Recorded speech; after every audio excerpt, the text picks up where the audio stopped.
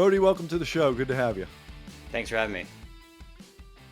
So I know you've got this book out, The Wolves of K Street, and we will definitely talk about that. But I I was unfamiliar with your work when folks said, "Hey, why don't we have this guy on?" And I said, "Yeah." And I just did a little quick search on the Wall Street Journal website and quickly found out that you have a bee in your bonnet about a lawyer named Joshua Wright. Do you not? Yeah, I wouldn't say it's a bee in my bonnet, but yeah, it was. He was a fascinating character who I wrote about in a three-part series in the Journal that came out in June.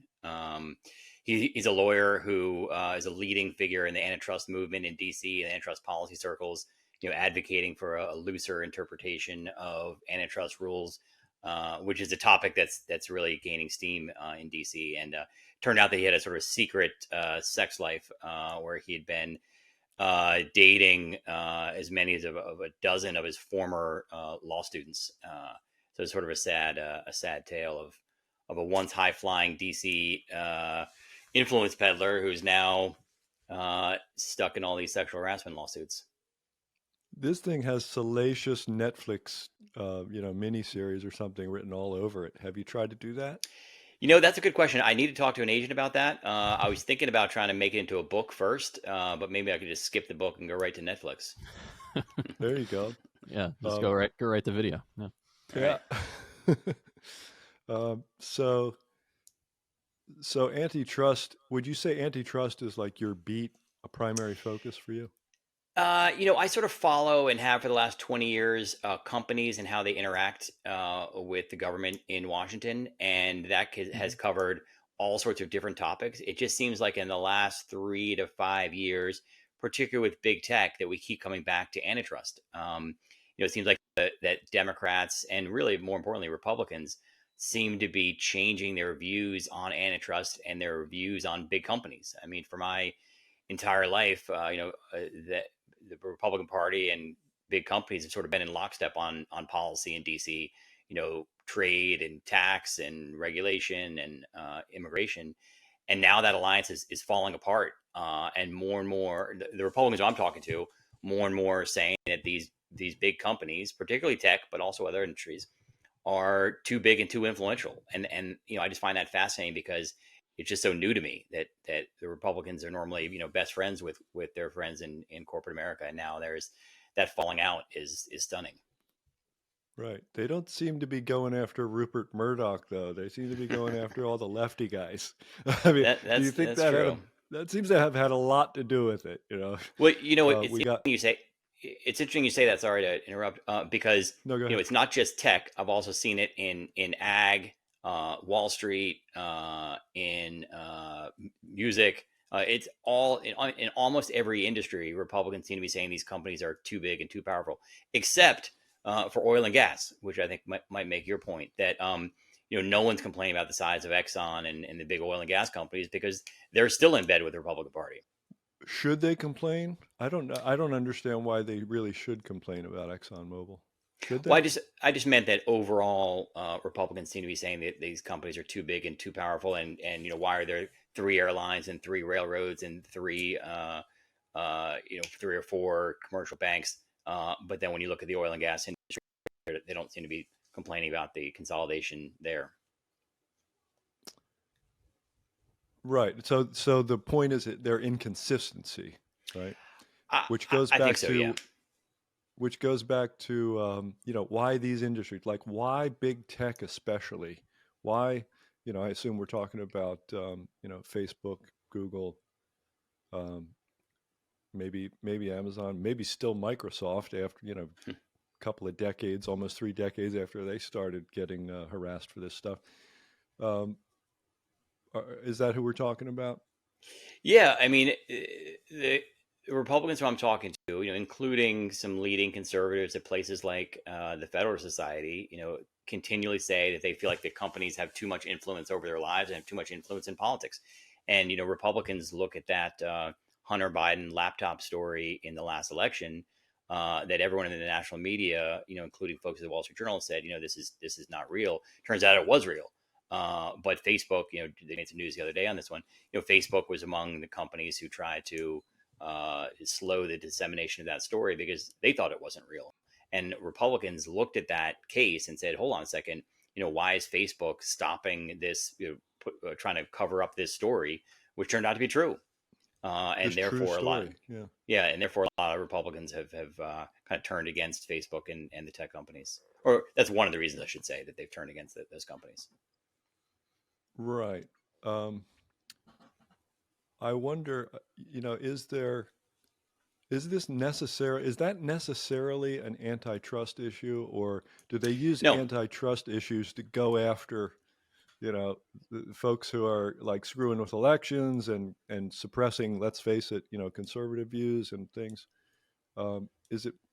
It seems to me like it's more about that.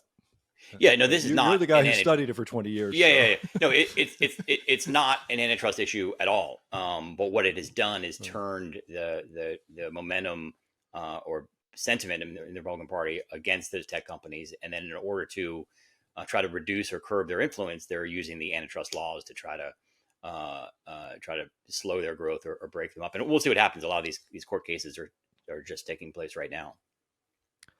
Hey, Brody, and for our listeners and viewers, in case anybody doesn't know, you're 20 years in DC or whatever. You can explain it, but the ins and outs, I think everybody can already understand that you're kind of very much plugged into the DC scene here. Won a Pulitzer, part of a Pulitzer Prize. So can you just get into your background a little bit about how just your experiences in DC and what you've seen, through your time, working.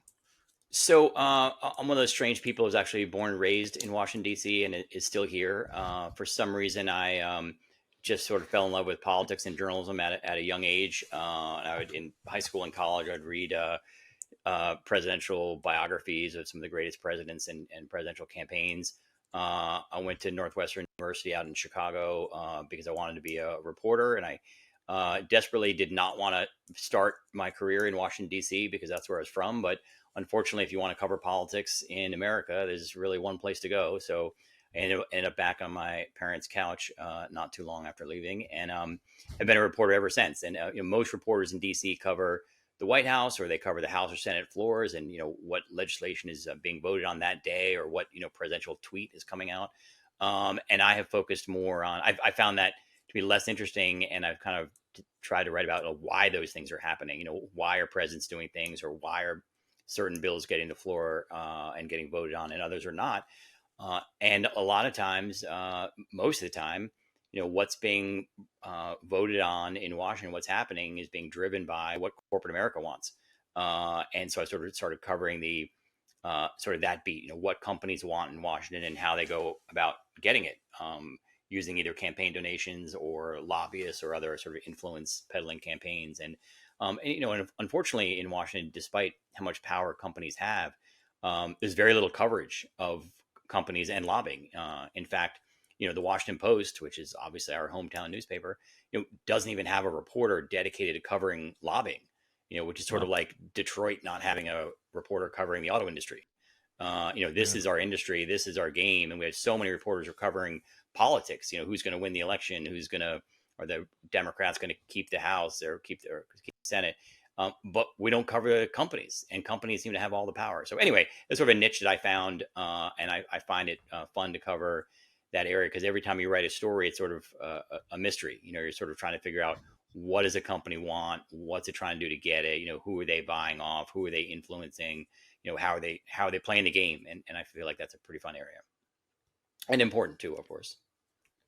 Yeah, it sounds like it's just, doing that kind of thing sounds like you could learn things that would endanger your life to me. It does. Big money on the line. Try not to think about that, right? That is. Think have you ever ruffled feathers you wish you hadn't ruffled? I have ruffled feathers. Yes. I wouldn't say I wish I hadn't. But I've had several, more than a handful of talks with the security folks at the Wall Street Journal after getting emails or texts or threatening incoming messages. In fact, one time, forgot about this one, several years ago, I got this weird voicemail at my office after I'd written a story about someone, and I just kind of brushed it aside. And then my wife called and said that she had gotten a call at her office, and I thought, oh, it's one thing to send me a nasty email or voicemail, but if you're talking to my wife, it means you might have a little bit of a problem. So yes, it's something that happens. I mean, my job is to, which I enjoy very much, is to go after big, important people, institutions, companies, and figures. And therefore, I can be threatening to people's livelihoods or to companies. Wow. Yeah. Okay. I like the title of your book, Wolves of K Street. I worked at, where did I work in the late 80s? At 17th and L. Oh, yeah. I believe. Yep. I remember there was a bar there called the Happy Lion. I don't know if it's still there. It is not there. Yeah. But we were there like every day. And it was a crazy time. I learned during that time in my life, I learned about the sort of the DC work ethic, which is it's almost like on call 24/7. At the time, the things I was doing aren't really important, but I got one gig working for a defense contractor, and they said, we'll pay you whatever it is that you need to be paid, but we need you here when you're not sleeping. And if you want to sleep here, we'd really like that. And that indoctrinated me a little bit. That was early on, and it indoctrinated me a little bit. And I thought, and I didn't realize it at the time, but now I've realized big money and big power is at stake. And the work ethic there, it's similar to what like iBankers in Wall Street, right? Big money and big power at stake. And the people who pursue that are absolutely like they're a different breed. What kind of breed are you? Are you one of these guys who's working all the time, like morning, noon, and night, 7 days a week? No. Thank luckily goodness. for me, and the news cycle has only sped up, obviously, since then. Where Yeah. We have multiple big stories every hour. It seems like once in a while. Yeah, sped up and no breaks. No breaks. So luckily for Yeah. me, I try to practice a different type of journalism, which is more long form, investigative pieces, or now books, where I'm sort of taking a broader topic, usually something that no one else is looking at, and I can really dig into it. So, for example, that Joshua Wright story that you mentioned, I didn't work on that for a year, but certainly for a solid 6 months, and no one else was really writing about it. So if that story hadn't published then and published next month, it would still be news to people. To me, he was just sort of an interesting guy who no one really knew about, who had this secret sex life, but really was an important figure in helping Google and Amazon and Facebook fend off the federal government for more than a decade. So, stories like that, if I had never written it, it never would have been written, and no one really would care. But I try to find stories that are interesting and telling and kind of are kind of behind the scenes, so that I don't need to work 24/7 trying to chase the latest Donald Trump tweet. Okay, so now to your book, The Wolves of K Street, The Secret History of How Big Money Took Over Big Government.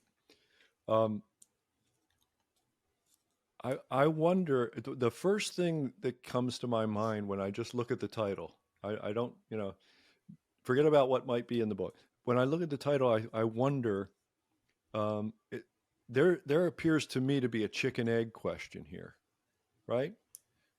Which one was first? Was big government first, or was big money first? And which one goes after the other one more? Because obviously government, has people in power have lots of incentive to garner all the power they can get, and there's a lot of power in big money. So I don't even know if you think that's a valid question, but No, it's just think what it is. came to my mind. I think it is fair, and I think in terms chicken or the egg, I think it was big government first. I mean, we have a couple chapters on sort of the evolution of lobbying and corporate power in DC. And, what's pretty clear is that companies, I mean, this is one of the reasons I got into this book, is that by covering Washington for 20 years, companies had, in my lifetime, always been incredibly powerful and been in bed with the Republican Party and sometimes the Democratic Party. And so I sort of assumed that the companies had always been really powerful. And when I started researching for this book, I realized that for most of the country's history, companies had very little influence. In fact, from the 1920s to the 1970s, from the New Deal to the Great Society, companies had very little influence in Washington. They didn't really have lobbyists in Washington. They didn't have many offices in Washington. And that's because they didn't really care about Washington. People were making money, industry was good, the economy was good, everyone was generally happy. But during that time, the government kept growing and growing and growing, creating all sorts of new departments and agencies and, three-letter alphabet soup departments, many of which were created with the support of companies, or at least not the opposition of companies, and sometimes with the support of Republicans. Think of the Environmental Protection Agency. That was created by Richard Nixon. You would sort of never think that, but, back in that era, that was the era of the growth of big government. So, getting to your question, in the 1970s, the economy cratered. We had stagflation and inflation, if you remember, and and company profits evaporated, and company CEOs started looking around saying, what's the problem? What's going on with where do my profits go, essentially? And they realized how much time and effort and resources they were devoting to dealing with, complying with all these new rules and regulations and departments and agency mandates that had popped up. And like any good businesses, they said, how are we going to fix it? And they started investing in their problem. And their problem was Washington. So companies started hiring lobbyists, making campaign donations, building relationships with Washington, at first to head off new rules and regulations and sort of try to slow the growth of the government. And then much later to really kind of push back regulation or take regulations and kind of twist them on their competitors or on consumers. And what I mean is that instead of being defensive and trying to block regulations, they sort of embraced regulations and tried to figure out how they could use regulations to create barriers to entry or to help themselves and hurt their competitors. So the chicken or egg is, it was definitely big government first. Yeah, I'm not surprised. You when you put that, you get that big concentrated political power, and it wants to get busy, right? It wants to do something, and it wants to keep growing.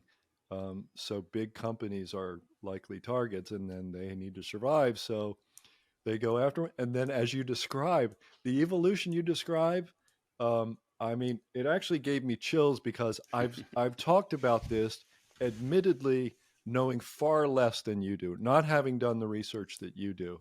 It just struck me over the years. I remember an article, for example, about H&R Block pursuing regulation of tax preparers. And I thought, well, at first I thought, why would they do that? They're tax preparers. And then I thought, oh, that's why they would do that.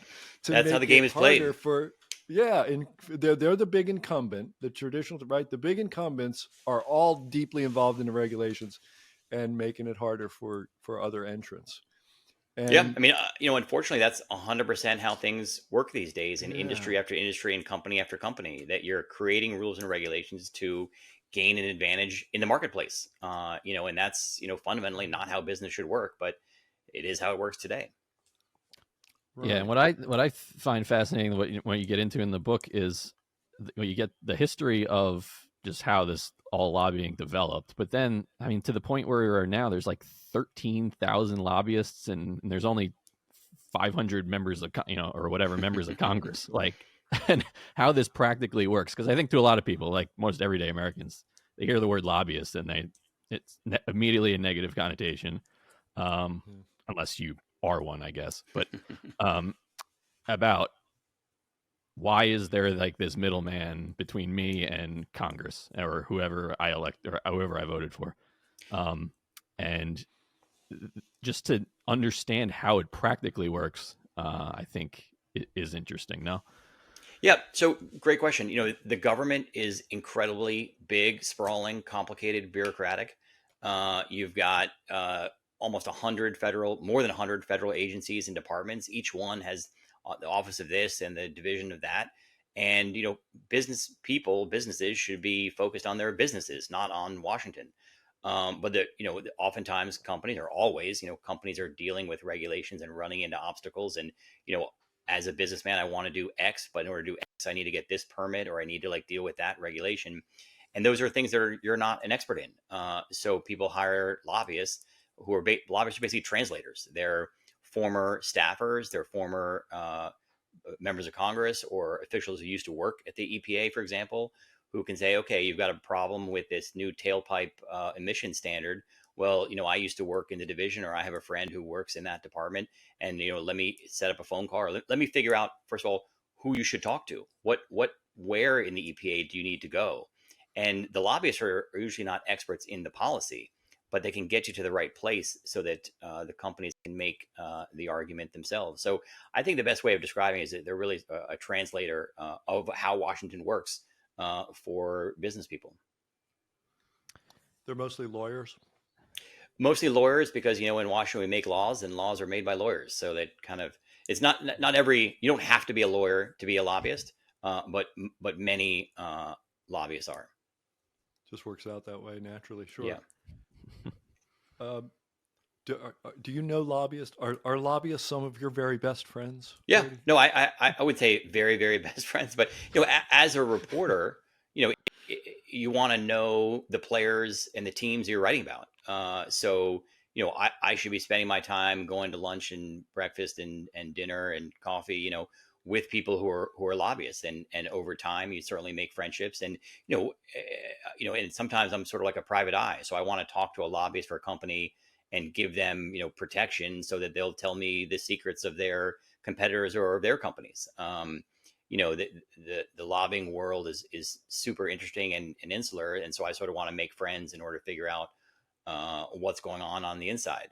Sort of like if you're covering the Boston Red Sox, you want to know the players, you want to know the managers, you want to be friendly with them. I mean, not necessarily friends, but you want to have a good relationship where they trust you, so they can tell you information and know that I'm not going to write a story that gets them fired. Okay.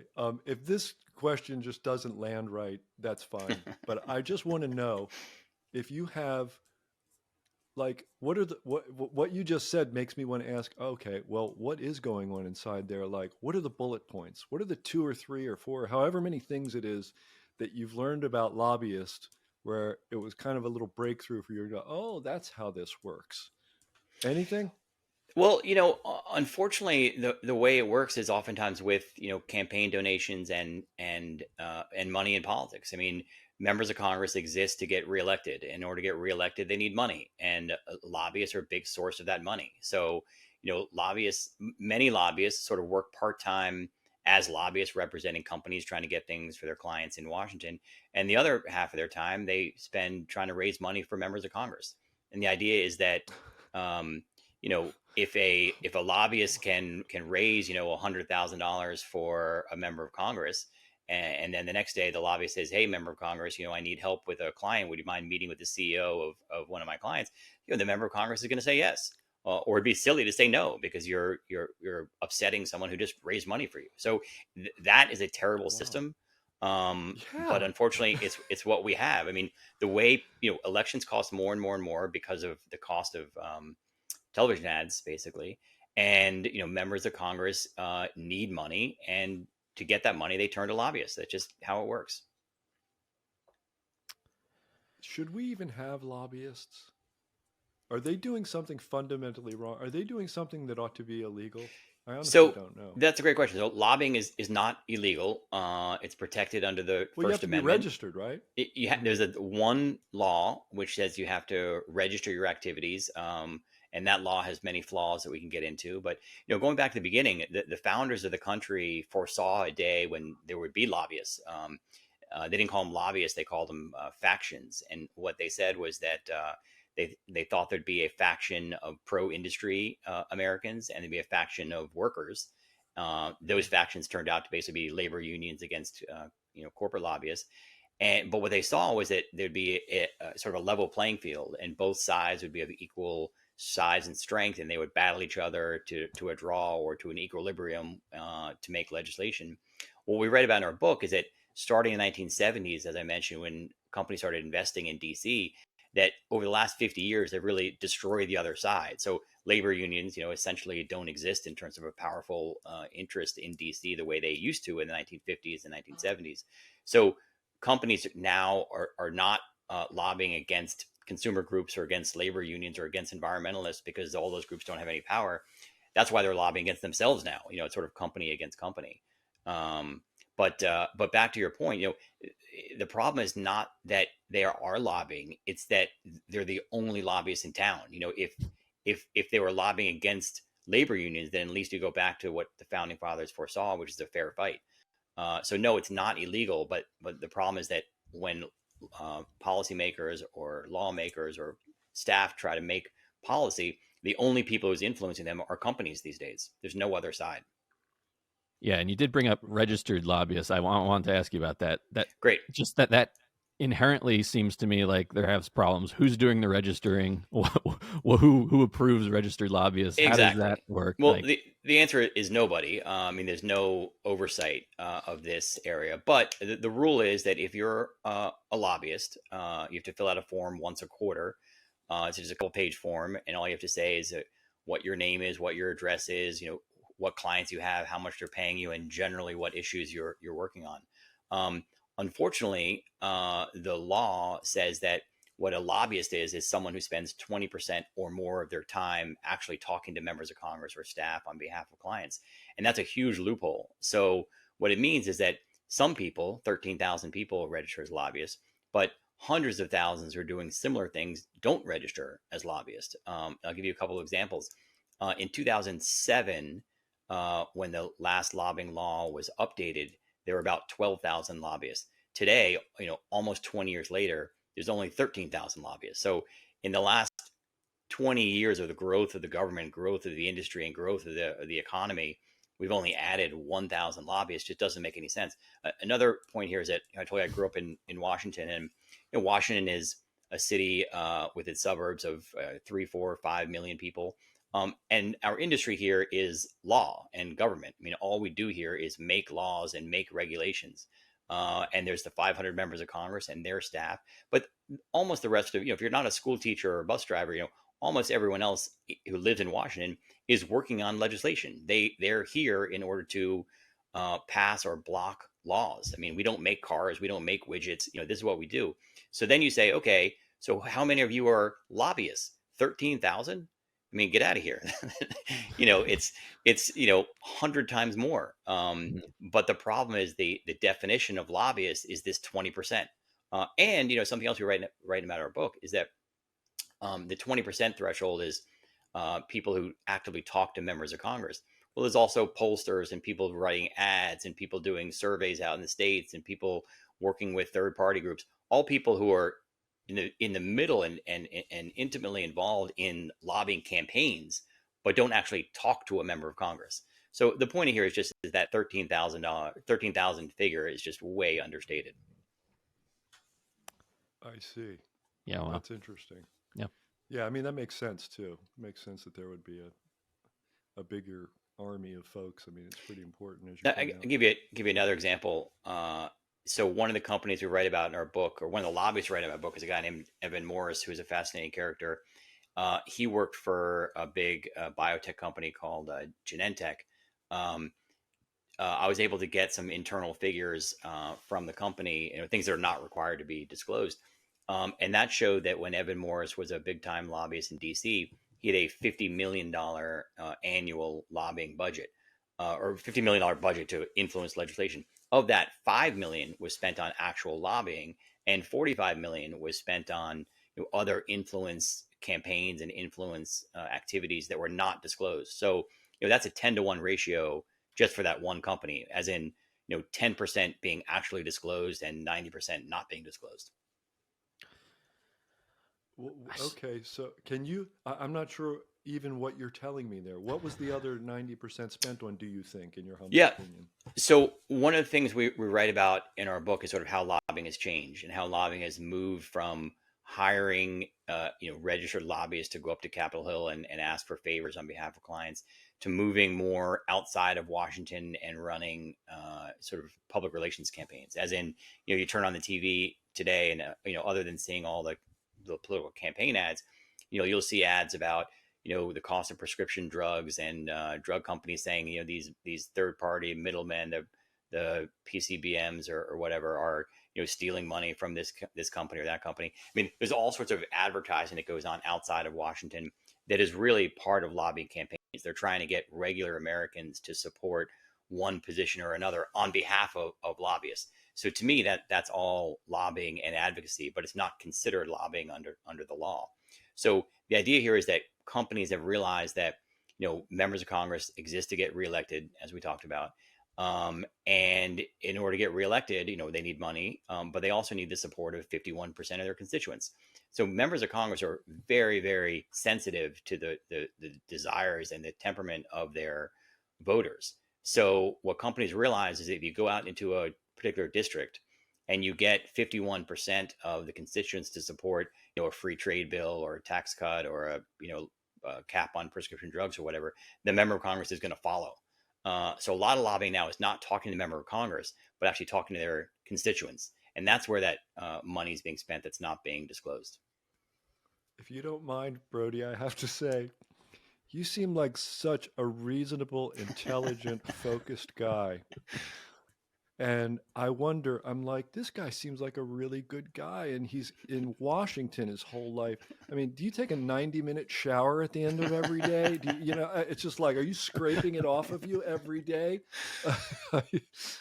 The slime from the swamp every day? Right. Good question. I just feel like my job is sort of write about the game and sort of how it's played and its players, and try to ignore how negative a lot of it is, and how pessimistic you can be.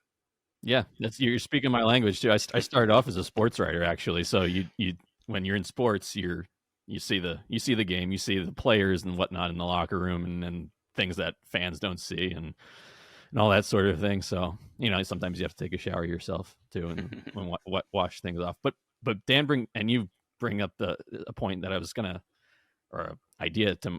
Is there any hope for lobbyists for, like, say, the American people? You talk about the decline of labor unions, which was kind of the counterbalance, I guess, to a lot of the lobbyists for corporations and businesses. I mean, do people not realize the power that they do have, with elected officials, or like what does this all mean to, like, some regular person in any town or in America? Yeah. So good questions. I think that there is hope, and the hope is exactly what you just said, that the American people at the end of the day still have the power. The problem is the American people are not organized. They don't sort of speak with one voice. They're sort of disparate and all over the place. So if there have been examples, and we write about a couple of them in our book, when the American people come together on some policy and or issue and are more powerful than the lobbyists. And I can give you an example that you may not like, but when Donald Trump ran for president in 2016, everyone in Washington was against him. The establishment was against Donald Trump. The Republican Party, I mean, how many candidates were there? 13, 12, 16?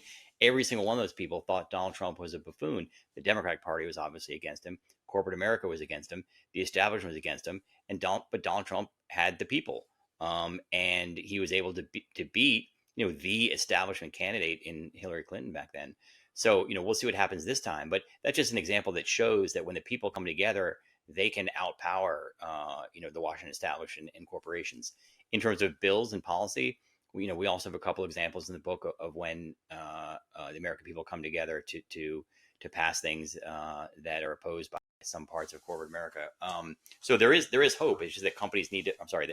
That constituents, that voters, that regular Americans need to come together and flex their muscles. And all too often, as I think you said, Americans sit back and don't get involved. And who is involved?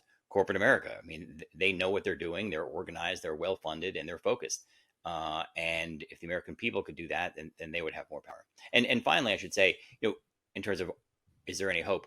This antitrust movement, this movement of Republicans and Democrats against big companies, I think really could become something. And a lot of the corporate lobbyists who I talked to, are actually all of a sudden worried about that. That they think that members of Congress are siding with the people and are moving more and more against big companies and industry. It's a funny thing to say, though. I mean, who doesn't use Google and Amazon and these other? We all we don't all just use them. We find it hard not to. It's harder not to use them than it is to use them. And I actually don't. I try not to use Google too much because the results are a little weird, and I'm always trying to find alternatives to the conventional view. But with Amazon, I just I remember a few years ago when the searches flipped, when the product searches flipped from mostly on Google to mostly on Amazon. People just said, "Why go to Google? I'm just going to go straight to Amazon anyway and search," because they got every product on earth practically. So it's I don't know. I'm not sure what that observation is worth, but I guess what I'm saying is to the idea that the people, Americans generally, might have a big problem with a company who they use a lot. Perhaps it's not altogether strange, but they're not boycotting it, are they? Right? No, they're not. Yeah, but they're not boycotting Amazon and Google. True, but what that the perception of these companies as being too big and too powerful by most Americans has allowed federal antitrust regulators to file lawsuits against them. In the case of Google, the Justice Department, just this month, won a huge case, the biggest monopoly decision in a generation against Google, saying that Google was using illegal tactics and is acting anti-competitively in internet search. There's a second antitrust case filed by the Justice Department that goes to trial starting next week or the week after, saying that their internet advertising business is an illegal monopoly. Meanwhile, at the Federal Trade Commission, which is the other big antitrust regulator in DC, they have a big case going on against Amazon. I mean, we'll see what happens with those, but those regulators don't act in a vacuum, and they see the support or the direction of the wishes of the American public and try to act on their wishes. So, it's possible that while we're still shopping on Amazon and doing our searches on Google, that government officials are seeing or acting on what they see the people want. Yeah, let me throw a hypothesis at you, a theory here. When you talked about and you write in the book about the catalyst for regulations and lobbying being the regulations, dealing with the regulations in the high inflation in the 70s. We just had this 40-year high period of inflation now. You think people are getting fed up just with the cost of things, and that there actually might be some interest in doing the kinds of things you're saying, maybe getting a little bit more organized, putting more pressure on politicians, like basically higher costs, inflation becoming more of a political issue again now? Yeah, I think inflation is one of the reasons, but also I think that there's an increasing number of Americans who think that there's two Americas. There's Washington and the establishment and everyone who lives in Washington, whether you're Republican or Democrat, it doesn't matter. It's everyone in Washington is winning, whether it's Hillary Clinton or Donald Trump or the lobbyists and the members of Congress. And I think people see that they are losing. And I think if the people come together, this is the AOC populists plus the maybe the Donald Trump, the AOC progressives plus the populists in the Republican Party, they come together. That's a pretty powerful group. I mean, some of the people who support Donald Trump and some of the people who support Bernie Sanders are saying the same thing. They're both against the establishment. They just need to realize they need to get on the same team, and they could really be powerful. Yeah, that is interesting point. In a time when people assume that those groups want nothing to do with one another, they do. They overlap, at least somewhat.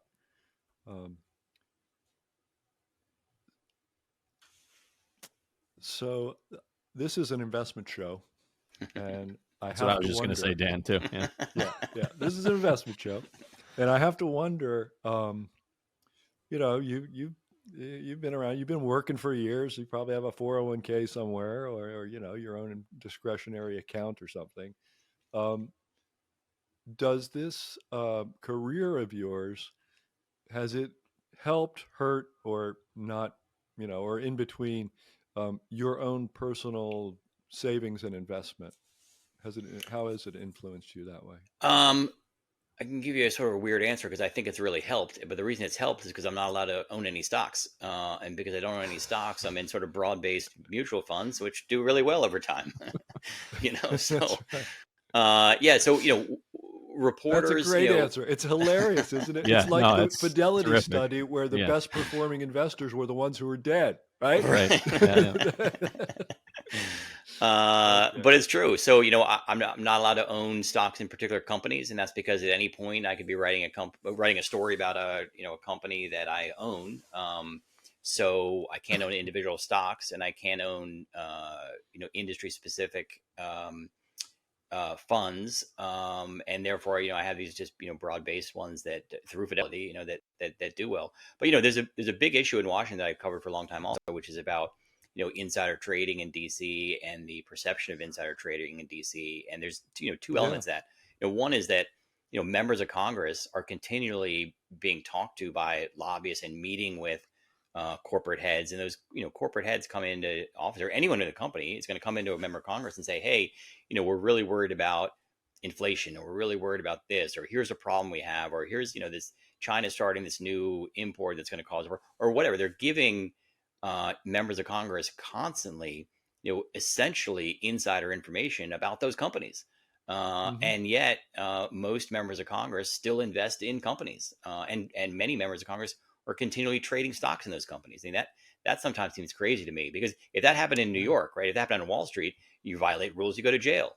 But Yeah, in Washington, it's right. perfectly fine. yeah. Or your family members, in the Right. case of some Right. people, Yeah. Nvidia stock, that famously the Pelosi Nvidia trade. Right. And is there a chance that legislation? I know there's some legislation maybe proposed in Congress about banning, um, Congress from trading. You think there's any chance of that happening? The answer is no. And that's Okay. because members of Congress are very good at making rules for other people, but they don't like to make rules for themselves. In fact, this is true in the ethics rules, in the ethics handbook that every member of Congress gets at the start of a term, that guides their conduct and tells them what they can and can't do. It says that members should be allowed to own stock in companies, because if they didn't own stock in companies, they'd be removed from the interests of their own constituents. As in, most constituents own stock. If members of Congress didn't own stock, then they wouldn't know how to deal with their constituents. They wouldn't know what their constituents are going through, which is sort of a crazy logic. But the rule on Capitol Hill in Congress is disclosure. They basically say members of Congress can buy and sell whatever they want, but they have to file an annual report on their stock trading and on their investments. And voters and constituents can look at those forms and say, hey, I don't like what Congressman so-and-so is doing, and vote against them, or not. But the idea, the rule in Congress is disclosure. Disclosure will handle all problems. And I'm not sure if it does, but that's at least their rationale. Yeah, I guess to your point, you would need a lobbyist to move forward some type of legislation like that, perhaps. Right. Interestingly, there's another a little sort of niche industry in DC that's made partially of lobbyists, but really other sort of analysts in DC who people who work for Wall Street companies, who work for investors, and spend all their time trying to figure out, is this bill going to pass, or is that bill going to pass, or is this regulation going to pass, and how those regulations and laws would affect stocks. Because there's, again, in New York, there's obviously a ton of market moving information that floats around. But in DC, there is also, these big policies, Fed policy, for example, can have a huge impact on the market. But so can, tailpipe emission regulations out of the EPA, or a new defense contract going to Lockheed Martin, or is SpaceX going to get the next deal to launch satellites? All those things affect stocks, and it's all market moving information. And there's a niche industry in DC of people trying to figure out what those new policies are going to be, so you can trade on them. So, Brody, I want you to know, while you were talking there, I did glance down at my computer, and I just want you to know, I decided I like this guy, and I bought the book. Thank you. I'm lazy. I didn't read. Corey read it before you got here, and I thought, well, I have too many damn books. Like behind me is like a fraction of what Yeah, I got to catch have. up to Dan. So, All right. but yes, yeah. So Well, thank you. I had to. I mean, it sounds like you've focused on an area that's very important to me and something I've certainly thought about, and you've confirmed some of my thinking about it. So I want you to teach me all that you can, and I think reading the book is probably a great way to do that. Good. Yeah, and I think for people, like, this is a topic you hear you think about, but you don't really hear or see anything. To your point, people, the Washington Post isn't even covering this, so like it's something that's, I think, so big and influential. Just this whole all of these dynamics that you're talking about that we inherently know, don't understand, and have no idea about. Like, it's a huge part of the system. How do we understand it? How do we navigate it, as investors or just as people? I think the more you know about this, I think the better. So right, and as an investor, I want to take that, and I want to flip the idea, like we said, chicken and egg. Big government came first, and maybe business is not supposed to work the way it's working here. But as an investor, it makes me want to read your book, every word of it, and figure out, well, we talked about one way that it affects companies, right? We said, well, the big incumbents are in Washington lobbying to maintain an advantage over their competitors, okay, over new entrants especially, we said. And it makes me wonder what other ways, like what companies are like the really good lobbyers, and are they good companies, or are they just good lobbyers? You know what I'm saying? Well, I think unfortunately companies realize now, in order to be successful in the marketplace, you need to have lobbyists in Washington, and that shouldn't be part of good business, but it is.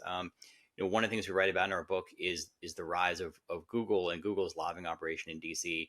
And Google came after Microsoft, and Microsoft, when it was run by Bill Gates, famously wanted nothing to do with Washington. They were the smartest people in the world. They're running their company and then doing great.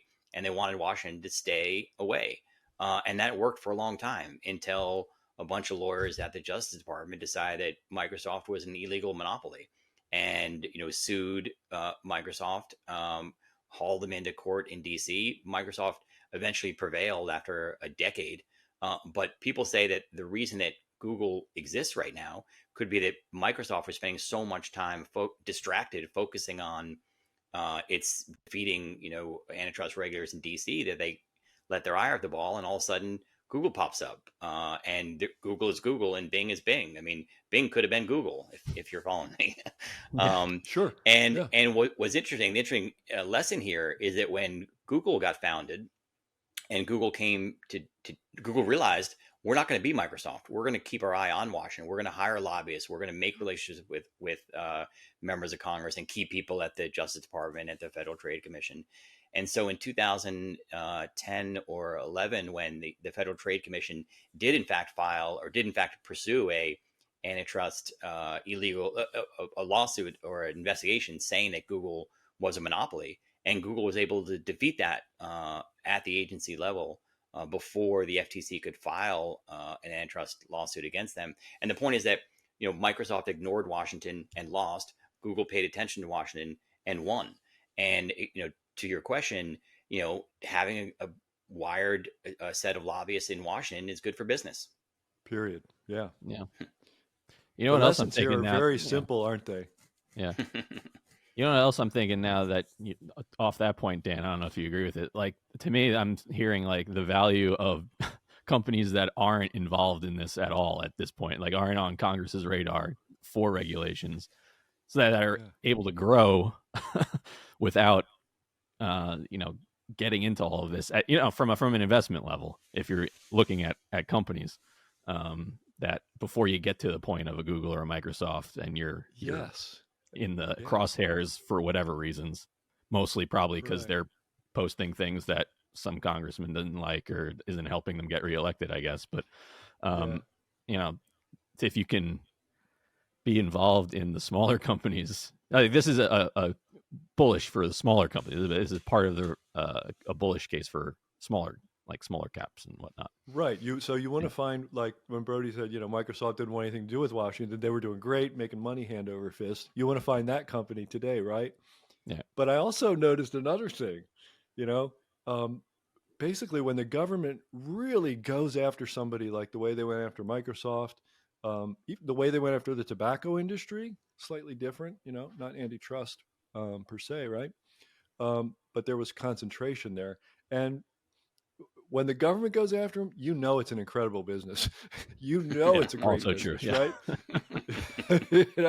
So it might go both ways. We want to know who the government's going after because they're making money hand over fist, and we also want to know who's in that sort of Microsoft pre-government involvement stage. These are how long have people been avenues. Talking about Amazon as a monopoly, potentially? Yeah. So that's not new. So Yet they're still doing fine. Okay, Brody, we have reached the moment when we ask our final question. Our final question is the identical question for every guest, no matter what the topic, even if it's non-financial. If you have already said it, your answer to the final question, by all means, just feel free to repeat it. There's no problem there. And so the final question is simply this. If you could please leave our listeners with a single thought, a single idea today, what would it be? I think that the single thought is sort of one of the premises of our book, which is that if you're sitting around the country and you're a Republican, you think everything wrong in Washington is because of Democrats. And if you're a Democrat, you blame it on Republicans. And what we're saying is that it's not Republicans or Democrats. It's both, and it's being driven by corporate America and the interest of the lobbyists that they want. I mean, lobbyists in Washington, the big corporate lobbyists, don't care whether Republicans are in power or Democrats are in power. They want to be friends with both of them. They give campaign money to both of them. They support the election of both of them because they have friends in both parties, so that they win no matter who wins. And so, looking at this election, you would think, oh, companies want Republicans to win. Companies really don't care. They just want to be with the winner. And for the last 50 years, they have been. All right. Great answer. And Brody, thanks for being here. I'm really looking forward to reading your book. I just picked it up off Amazon. It'll be here in a few days, and I'm going to dive right in. Thank you so much. Thanks. Opinions expressed on this program are solely those of the contributor and do not necessarily reflect the opinions of Stansberry Research, its parent company, or affiliates.